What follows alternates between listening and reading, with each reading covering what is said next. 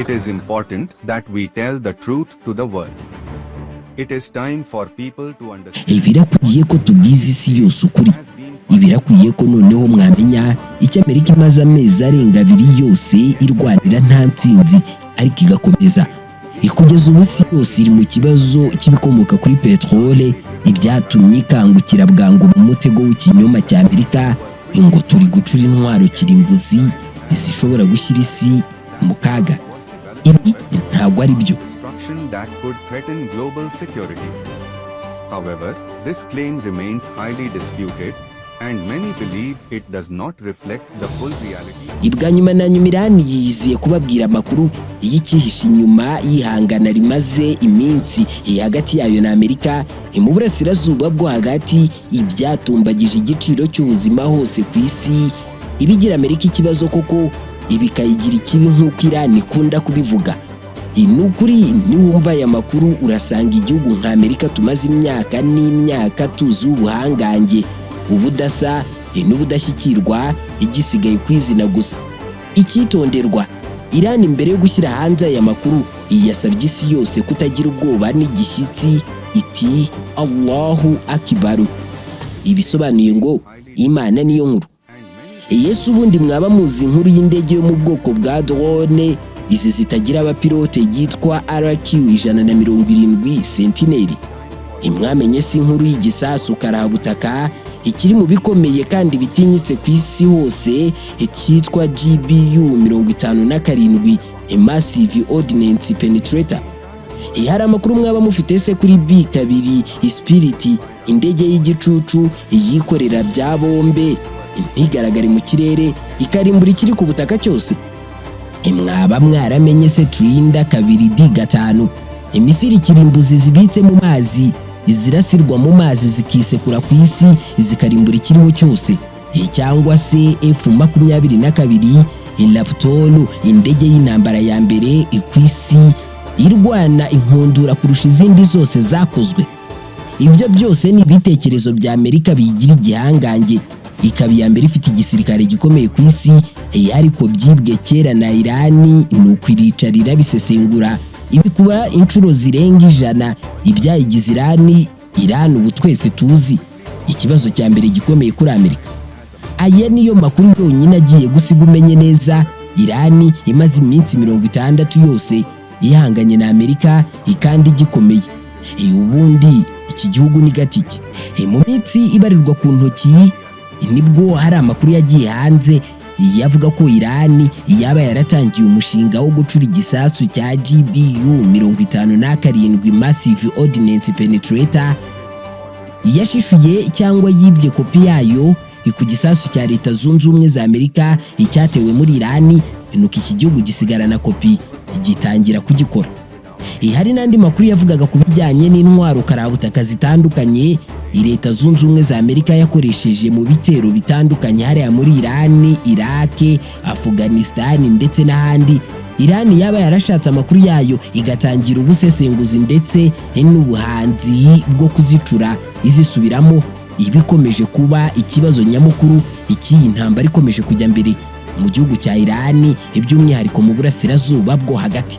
Inkundira dusubira inyuma mu mwaka w'2011, imyaka 15 irihiritse, isi yose itunguwe n'itangazo rikomeye ryaturutse muri Irani, aho leta ya Tehran yatangaje ko yafashe imwe mu ndege z'ubutasi izibanga cyane za Leta Zunze Ubumwe za Amerika, drone nka RQ-170 Sentinel. Iyo drone ntiyari isanzwe, yari imwe mu z'ikoranabuhanga rihambaye cyane Amerika yari ifite, ikoreshwa mu butasi bw'ibanga kandi yarubatswe mu buryo butuma itagaragara kuri radari, ubwo ndavuga mu kirere, ibyo bita street technology. Ni drone yari yarakoze ibikorwa bikomeye, harimo no gufasha mu gikorwa cyo gushakisha Osama bin Laden. Aho ngaho rero ni urebye ikibazo cyatangiriye. Ni igikorwa cyanditse amateka ku isi hose ndetse kinahindura andi mateka nk'uko Irani yabitangaje.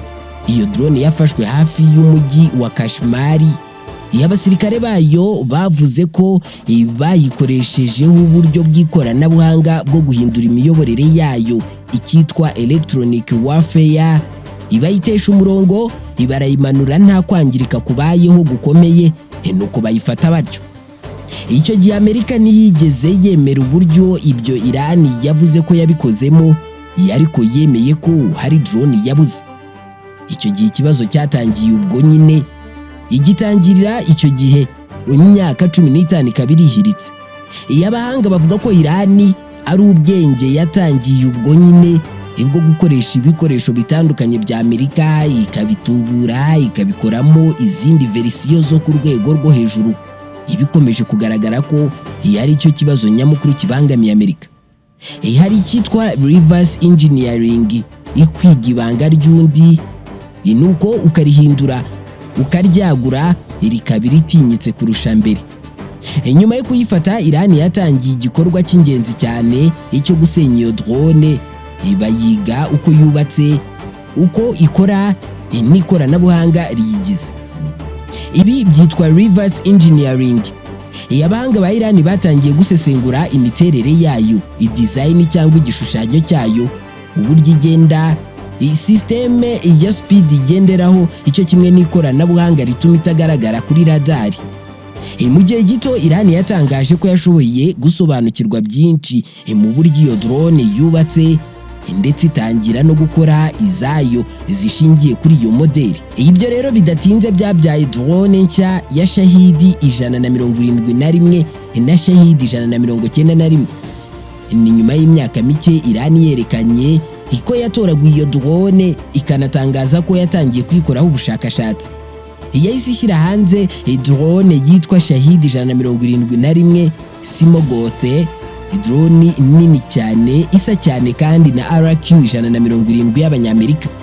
Nyuma yahisohora Shahidi 191 Saike, version cyangwa modeli ntoya ishobora gutwara ibisasu biremereye, ibisasu kirimbuzi. Izi drone zose zifite imiterere isa n'iy'Abanyamerika, flying wing design y'amababa nakubwiye, iyagamije kugabanya kugaragara kuri radari. Icyo gihe Iran yatangiye kuvuga ko yamaze gutera intambwe nini mu ikoranabuhanga rya drone, niko gusakira isoko rero itangira kugurirwa amadrone, Amerika yibagirana utyo. Icyakora nubwo Iran yashoboye kwigana byinshi mu bikoresho by'intambara bigezweho bya Amerika, abasesenguzi bemeza ko ibijyanye no kutagaragara kuri radari kw'ibikoresho bya Iran by'umwihariko indege bitari ku rwego nk'urwa Amerika.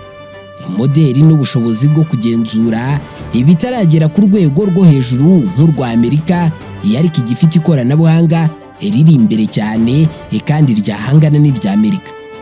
Ibi bisobanura ko drone za Iran ariko zateye imbere neza, zisa nk'iz'Abanyamerika cyangwa ari ibitekerezo byashishuwe iby'Abanyamerika. Iran nk'imbaraga nshya muri drone, ibi byakomeje gutera ikibazo Amerika, bikomeza kuyirya mu mutwe. Ibi byaje kubyara intambara iyo muri Iran. Intambara yafashe ikigobe cyose cy'Abarabu muri uyu mwaka turimo 2026. Icyakora hari ikintu kimwe cyahindutse. Iran yabaye kimwe mu bihugu bikomeye mu gukora drone zihendutse ariko zifite imbaraga. Yatangiye gukora drone z'ubutasi, drone z'ibitero, ndetse na drone ziyahura, ikizwi nka kamikaze drones. Zimwe muri zo nka Shahidi 136 izagiye zigaragara mu ntambara zitandukanye ku isi, haba mu ntambara y'Uburusiya yarwanye na Ukraine, intambara zo muri Gaza, ndetse n'ahandi. Ntago byagarukiye aho, ahubwo ifatwa rya RQ 170 y'Abanyamerika ryahinduye byinshi, ritera ingaruka, yewe rihindura ibijyanye n'urugamba ku isi ndetse n'iby'intambara. Ryagaragaje ko nk'ibikoresho bya secret cyangwa by'ibanga bishobora gufatwa mu buryo bworoshye. Byafashije Iran kwinjira ku rwego rwo hejuru mu by'intwaro ndetse n'umutekano. Ibyahinduye uburyo ibihugu byinshi bibona intambara ya drone ndetse n'intambara zirwanirwa mu kirere. Uyu munsi drones za Iran ziri gukoreshwa cyane ku isi. Ibi nibyo bikomeje kurakaza Amerika, cyane cyane kubera igiciro gito cyazo n'ubushobozi bwo kuzikora ari nyinshi cyane. Iyi nkuru y'indege ya RQ-170 ni urugero rugaragaza uburyo intambara z'iki gihe zitari iz'amasasu gusa n'imbaraga gusa, eko ahubwo ari intambara z'ikoranabuhanga n'ubumenyi ndetse n'ubwenge bushukanye. Kuva ku gufata drone imwe gusa, Iran yashoboye kwiyubakira urwego rushya rw'intwaro ndetse n'igitinyiro. Ariko kandi iracyari inyuma y'ibihugu bikomakomeye n'iyi Amerika irimo. Icyo gihe ikibazo cyahise kivuka, icyasigaye ari iki ngiki: niba igihugu gishobora kwigana ikoranabuhanga ry'ikindi umunsi ku wundi, ejo bizagenda bite? Iyi Amerika yasigaye yibaza, yewe itanafite uwitakira ku bijyanye n'ibingibi Iran yari yakoze. Ariko Iran yo mu kwisobanura ivuga ko yagabweho igitero, inyuma yo kugabwaho igitero igakoresha ibyasigaye kugira ngo yikingire icyo gitero kitazasubira. Inkundira tugaruke ku gisasu karabutaka, igisasu GBU 57, igisasu gikomeje gutitiza Amerika. Hibazwa niba icyaba cyarageze mu maboko ya Iran cyangwa Iran yaba yaratangiye nacyo kugicura. Kandi byamenyekanye ko Iran ifite verisiyo cyangwa modeli yacyo nyinshi cyane, yewe yanatangiye kugurisha kera kare. Ejo bundi mu mwaka wa 2025 Leta Zunze Ubumwe za Amerika izagabye igitero gikomeye kuri Iran, igitero kigamije gusenya ibikorwa byayo bya nuclear cyangwa kirimbuzi. Iby'igitero cyiswe Operation Midnight Hammer icyari gikomeye kurusha ibindi byose byari byarabaye kuva kera na kare cyangwa kuva mbere hose. Mu ntwaro zakoreshejwe hari imwe yihariye cyane, intwaro ikomeye yitwa GBU 57 Massive Ordnance Penetrator. GBU 57 kugeza magingo aya nicyo gikomeje kuba ikibazo nyamukuru, kikaba intandaro y'intambara ikomeje kujya mbere, isibaniro ry'urugamba mu kigobe cy'Abarabu, intambara ihanganishije Iran, Amerika ifashijwe na Israel. Iki gisasu cya GBU 57 ni igisasu kinini cyane, gifite nibura uburemere bwa toni zirenga 13, icyagenewe gusenya ibirindiro biri mu butaka munsi mu bujyakuzimu, icyitwa nka bunker buster cyangwa ubuvumo buba bwarubatswe munsi y'ubutaka kandi bukomeye cyane. Gishobora gucukura kugera kuri metero nibura 60 munsi y'ubutaka mbere yo guturika. Igiterwa gusa n'indege zidasanzwe nazo zo mu bwoko bwa B-2 straight bomba zikorera ibiremereye, zikabitwara urugendo runini cyane ziri ku butumburuke buri hejuru mu kirere, nuko zagera ku gipimo zikarekura igisasu cyikoreye umutaka kikitura hasi kikarimbura. Iki gisasu cyakozwe by'umwihariko kugira ngo gishobore kugera ku nyubako za Iran ziri mu misozi, cyane cyane uruganda rwa Fordo ruri munsi y'urutare rukomeye cyane. Uruganda rwabaye akaraha kajya kuri Amerika. Igitero cyo muri 2025 kuri Iran icyasize cyanditse amateka, kiba inyungu zikomeye cyane kuri Iran nk'igitero cyabanje icyo mu mwaka wa 2011, kuko mu kwezi kwa Kamena 2025 ubwo Amerika yagabaga iki gitero yateye Iran ikoresheje indege za B-2, nuko zijugunya ibisasu byo mu bwoko bwa GBU 57 zigera kuri 14 ku bikorwa bya nuclear. Ni igitero kibasuye ahantu nka Fordo, Natanz na Isfahan. Icyo gitero cyari kigamije gusenya burundu ibikorwa bya nuclear bya Iran ibyari byihishe munsi y'ubutaka. Icyakora muri icyo gitero ikintu cyatunguranye nuko gitungura isi yose, nuko ibyo bisasu byose bitaturitse. Nyuma y'icyo gitero Iran yatangaje ikintu gikomeye cyane, yavuze ko ihari ibisasu bya Amerika bitaturitse byasigaye mu butaka. Iran icyo gihe yahise itangira igenzura ry'aho hantu ibyo bisasu byasigaye, nuko ijya kubicukurira bibika, itangira ubushakashatsi ryo. Icyo kintu cyateye ubwoba Amerika, itekereza ku bijyanye n'indege yayo Iran yari yararangije kwiba ndetse no gushishura kuva kera. Iran yari yaratangiye gucuruza imaje gukuramo umusaruro w'amafaranga menshi, birya mu mutwe kugeza magingo aya bibimbarutso y'urugamba. Guhera ubwo ngubwo Iran yaracecetse, ikora ubushakashatsi bwayo mu ibanga.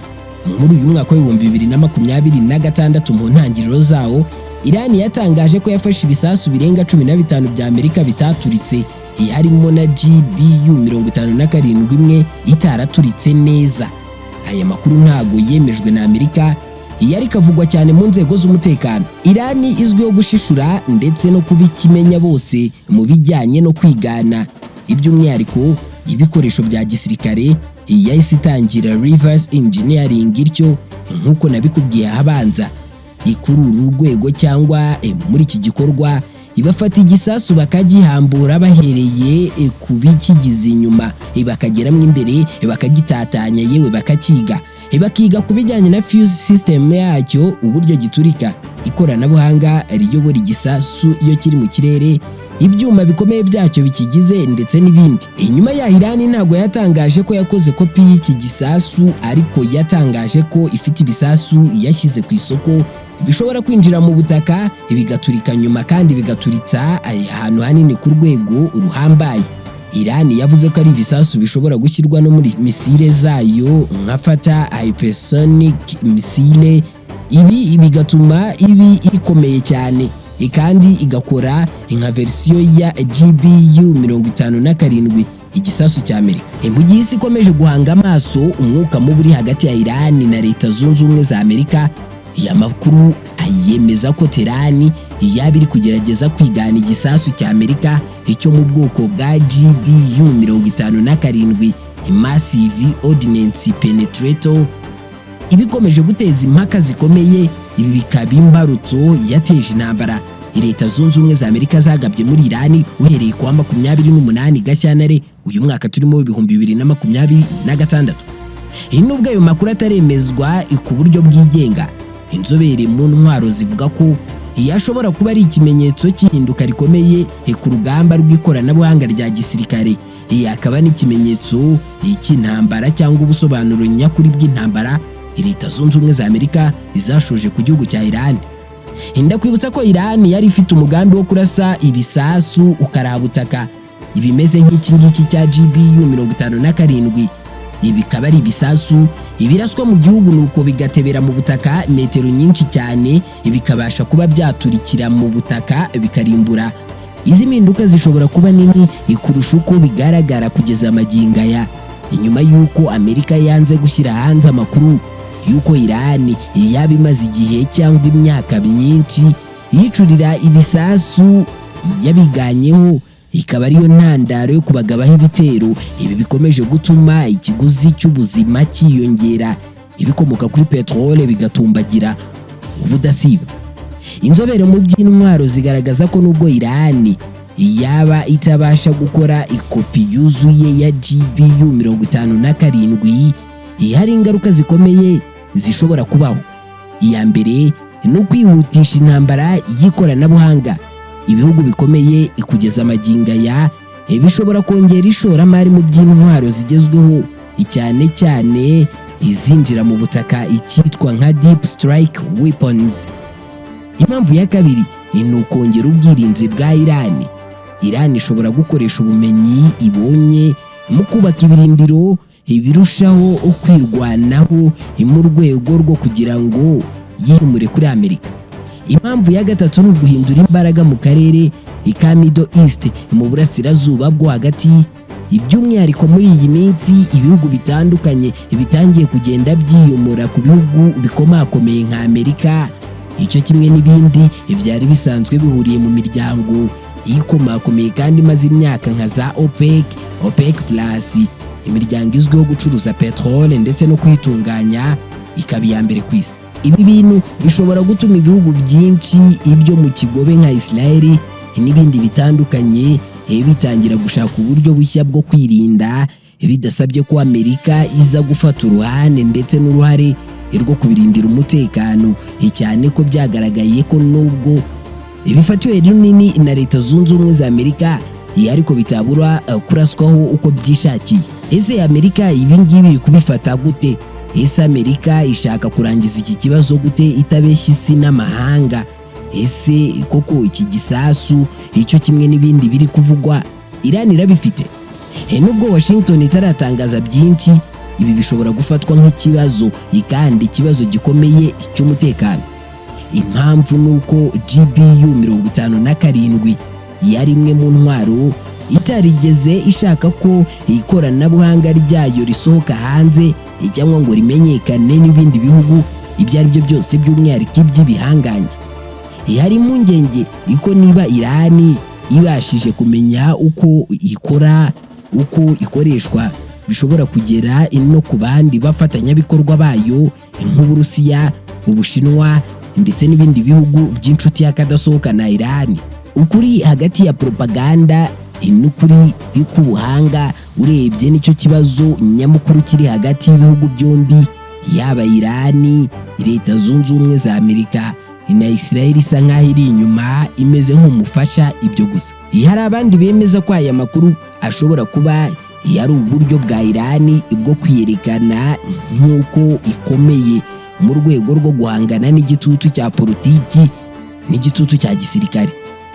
Ariko abandi bavuga ko no mu gihe byaba ari igice cya propaganda bidakwiriye gufatwa nk'ibidafite ishingiro, kuko amateka agaragaza ko Irani yigeze gutsinda mu kwigana ikoranabuhanga rikomeye cyane, iby'umwihariko ikoranabuhanga ry'ibihugu bikomakomeye ku isi. Ihangana rishya rigiye gutangira. Ese koko ni ku isi yose ibibona? Iki kibazo ntikireba gusa Irani na Amerika, ahubwo kigaragaza uburyo isi iri kwinjira mu gihe gishya cy'intambara zishingiye ku bumenyi, icyo kimwe n'ikoranabuhanga.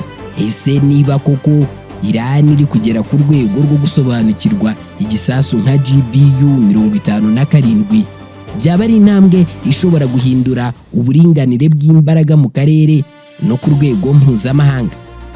Mu gihe amakuru nyayo akiri make, ikigaragara nuko ihangana riri kwimuka riva ku bisasu risanga ubumenyi bwo kubikora, kandi ari naho urugamba rushya rushobora gufatira indi ntera. Iminsi ibiri ishize ubwo hari tariki 30 ukwezi gutaha, Minisitiri w'intambara wa Leta Zunze Ubumwe za Amerika yashyize hanze ukuri, avuga ko agahenge ariyo turufu yonyine yatumye Donald Trump atajya gusaba inteko ishinga amategeko kujya gukomeza intambara mu gihugu cya Irani.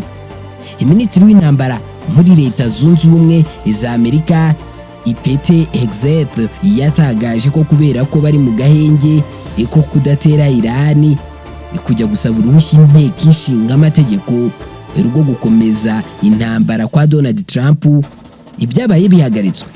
Ipete Executive yasubizaga ibibazo yabazwaga n'inteko ishinga amategeko umutwe wa Sena ku tariki 30 Mata umwaka w'2026.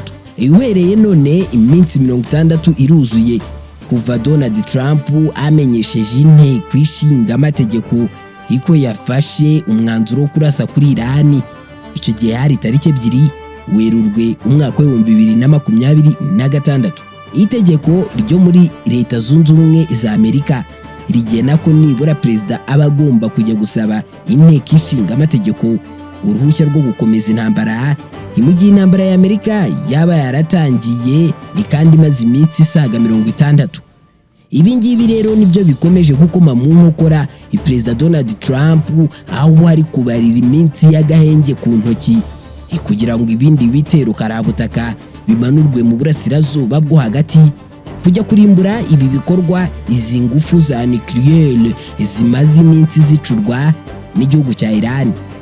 Iyo nteko itemeje ko iyo ntambara ikomeza rero, Perezida ahabwa nibura iminsi 30 iyo kuba yavanye ingabo za Amerika ku mirongo y'urugamba cyangwa ku ntambara yari iri kubera. Iki nicyo gitutu Donald Trump ariho, kikaba ikibazo gikomeye cyane kuko ari kuri pressure y'uko Irani yabikomeje gukaza umurego mu gucura ibindi bitwaro karabutaka bimeze nk'ibi ngibi Amerika itunze. Umwe mu bayobozi bakuru ba Amerika yavuze ko intambara na Irani yarangiye kuva hajyaho agahenge muri Mata 2026. Ngicyakora ngo ntabwo ibiganiro bihagarika intambara burundu birafata umurongo kuko impande zombi zitarumvikana. Amakuru avuga ko Irani yohereje umushinga ukubiyemo ibyo wifuza kuri Pakistani yihuza na Amerika. Icyakora ngo ntabwo hari hamenyekana ibiwukubiyemo byose ngo ntibinazwi niba Amerika yaba yarawakiriye neza izawukurikiza, kuko inshuro nyinshi Perezida Donald Trump yagiye yumvikana yivuguruza. Mu minsi ishize Perezida Donald Trump yavuze ko niba Iran ishaka ibiganiro byo guhagarika intambara izahamagara ab'i Washington. Amerika kandi ngo yakomeje gufunga ubwato bw'ibikomoka kuri peterole bujya cyangwa buva ku byambu bya Iran. Ibi bikaba ari byo byabaye imbarutso yatumye Iran nayo igaragaza ko izakomeza gufunga umuhora wa Hormuz. Iran kandi yatangaje ko yiteguye gusubiza Amerika mu gihe Washington yakomeza kubagabaho intambara. Kandi Iran igaragaza ko nta bwoba bw'intambara kugeza ubu ngubu ifite intambara ya Amerika. Amerika igaragaza ko intego nyamukuru yo kurasa kuri Iran, Iterani cyo kimwe n'ahandi ihabifatiye runini, yari ukwibuza kongera ubushobozi bwayo mu bijyanye n'ingufu za nucleaire. Icyakora Amerika ikirinda kubishyira hanze no kuvuga byinshi ibyinshi inyuma n'ibikorwa ry'ingufu za nucleaire. Umuyobozi w'ikirenga wa Iran Mujtaba Khamenei yavuze ko batazatezuka kuri iyi gahunda kuko ngo ingufu za nucleaire ari umutungo wabo. Iyi ntambara kandi yateje ibibazo by'ubukungu kuri Iran. Yakomeje kandi gufunga inzira ya Hormuz nibura inyuzamo ibikomoka kuri peterole ibingana na 20% by'ibikoreshwa ku isi hose muri rusange. Kuwa 30 Mata mwaka wa 2026 igiciro cy'akagunguru ikibikomoka kuri peterole icyazamutseho 7% kigera ku madolari ya Amerika 126, kandi bibu bwa mbere bibayeho kuva mu mwaka w'ibihumbi 2022 ubwo intambara y'Uburusiya na Ukraine yatangiraga.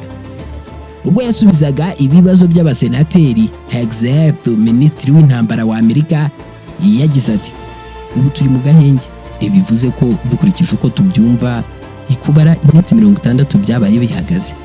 Itegeko rya Amerika rigaragaza ko mu gihe inteko itemeye intambara ikomeza mu minsi 60 itanga iminsi 30 yo gukura abasirikare ndetse no kuba bahagaritse intambaro uturutse ku kibuga cy'isibaniro. Ni itegeko ryemejwe mu 1973 ihabuzwa Richard Nixon wari perezida wa Leta Zunze Ubumwe za Amerika gukomeza intambara kuri Vietnam. Yabo mu ishyaka ry'abademokrate baba bakunze gushyira imbaraga mu kugabanya ububasha bwa Donald Trump ku bikorwa bimwe na bimwe. Ariko kuri iyi nshuro ibyakomeje kubananira, nubwo bagaragaza ko batakomeza kubishyigikiramo ndetse no kubishyiramo imbaraga. Yaba abademokrate bakumirwaga n'abarepublike Donald Trump akomokamo bavuga ko Iran ari ikibazo ku mutekano wa Amerika, bityo ko igomba kurwanywa. Nubwo ubukungu bw'isi bukomeje gutikira kubera intambara ya Iran, Amerika nayo imaze kwitakaza amarenga miliyari 25 z'amadolari ya Amerika mu bikorwa bitandukanye by'umwihariko bya gisirikare. Ibi ngibi bigaragaza icyuho gikomeye cyane muri Amerika, by'umwihariko ku mutungo wayo ukomeje kugenda ukendera cyane ko iki gihugu ibivuga ko gifitiye amadeni menshi ibihugu bitandukanye kandi bikomakomeye ku isi birimo n'Ubushinwa.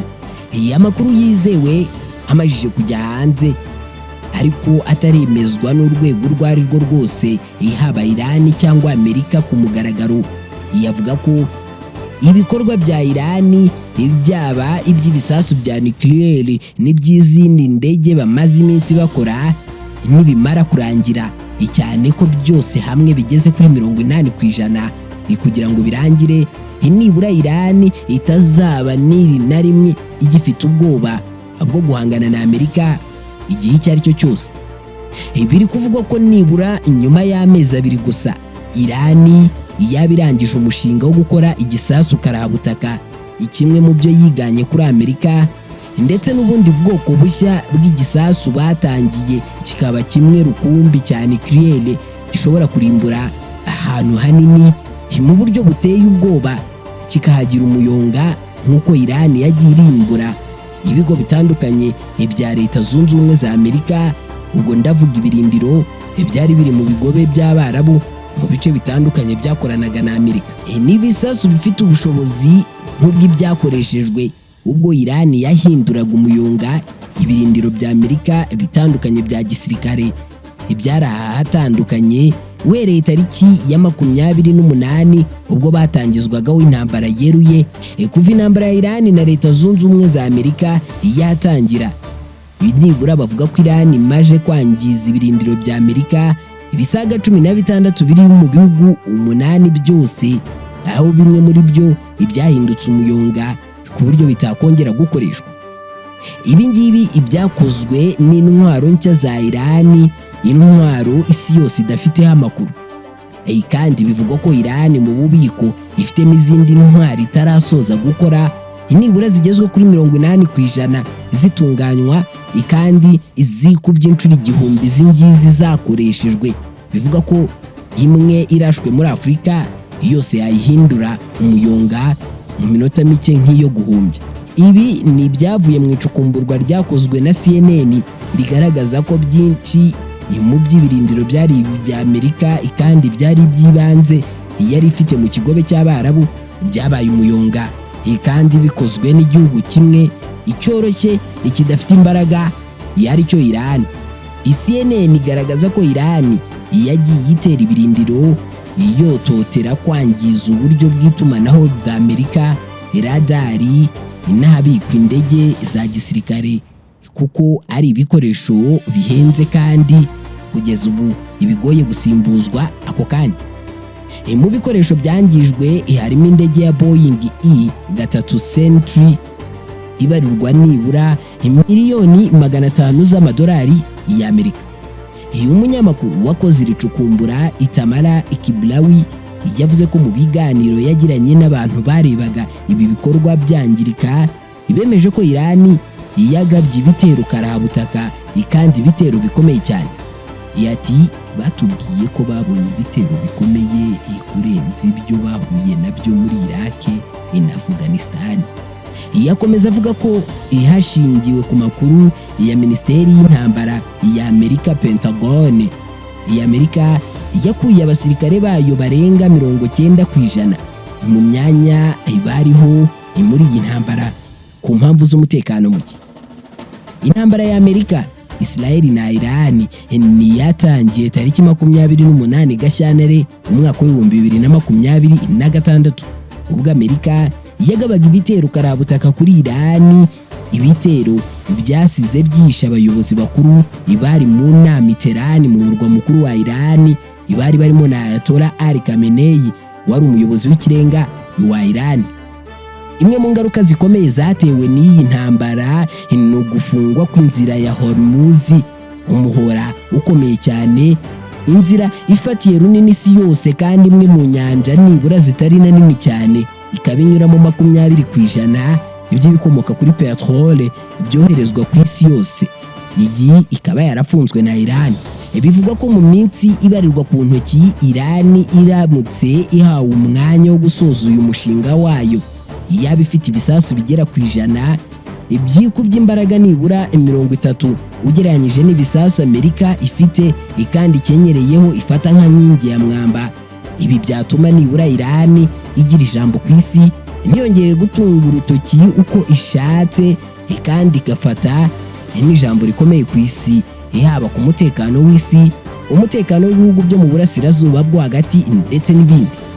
Bivuga ko Iran yatangiye umushinga wimbitse kandi umushinga w'ibanga w'uko ibihugu byose byo mu burasirazuba bwo hagati, ubwo ni ibihugu byo mu kigobe cy'Abarabu, ibyatangira kwikorera akazi ikibikomoka kuri petrole. Ubwo ni ukwitunganyiriza ibikomoka kuri petrole bidasabye ibihugu bikomakomeye nka Amerika, Ubwongereza ndetse n'ibindi bihugu byo hanze kure y'umugabane ibiherereye. Ibi ngibi nibyo bitera ubwoba Amerika bikanayitera agahinda, bigatuma Amerika itakwemera gutakaza aka kazi yari isanzwe ifite, cyane ko ibikomoka kuri petrole byose iyo bigiye bicuruzwa hagendewe ku gaciro k'ifaranga rya Amerika, idolari.